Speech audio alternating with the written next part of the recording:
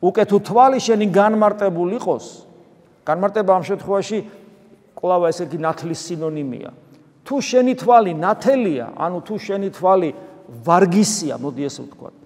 თუ შენი თვალი ნათელი იყოს, განმარტებული იყოს, ყოველი გვამი შენი ნათელი იყოს, ანუ შენი სხეული სინათლეშია. და შემდგომ რომ არ გეგონოს, რომ აქ ფიზიკურ თვალზე საუბრობს, მე ნახეთ უკვე თუ თვალი შენი და აქ უნდა ყოფილიყო არა განმარტებული იყოს, ან ბნელი იყოს, არა.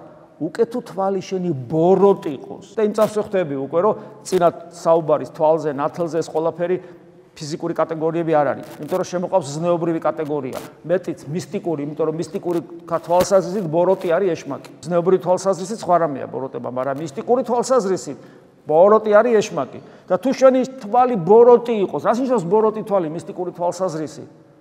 ანუ ეშმაკის თვალებით იყურები რა. ვუყუროთ სამყაროს ქრისტეს თვალებით, ხო, ჩვენი ერთ-ერთი მოწოდებაა. და ვუყუროთ სამყაროს ვიღაცებმა თქვეს, მოდი ეშმაკის თვალებით. ამის გაფორმება შეიძლება არ მოახდინოს, თუ პირდაპირ სატანისტი არ არის, მაგრამ ცხოვრების წესით შესაძლებელია უყუროთ სამყაროს ეშმაკის თვალებით. რა თვალებია ეს ეშმაკის თვალები? ეგოიზმით რო იყურ, ვიღაცა მარი ფიქრობს, რომ მარტო სატანისტები იყურებიან ეშმაკის თვალებით. როცა შენ იყურები ეგოიზმით, როცა შენ იყურები შურით, როცა შენ იყურები ანგარებით, როცა შენ იყურები უსიყვარულოდ, როცა შენ როცა მიმტევებლობის უნარი არ აგარ, როცა არ პატიებ, როცა გძულს, როცა არ გიყვარს, ეს ყველაფერი არის დემონური თვალი, დემონური მზერით იყურები ყოველთვის.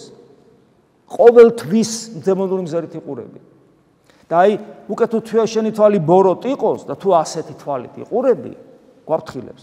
მაშინ ყოველი გვამი შენი ბნელი იყო და გვამში ამ შემთხვევაში შენი არსება იგულისხმება, ხორცი კი არა მარტო. ხორცით, სულით შენი პიროვნებას თლიანად გვამოვნება ხანდახან ჰიპოსტასურობის, პიროვნულობის აღნიშნველიც კი არის. ანუ მთელი შენი არსება იყოფება სიბნელეში. ხედავთ რატო ვერ ხედავთ ჩვენ ღმერთს?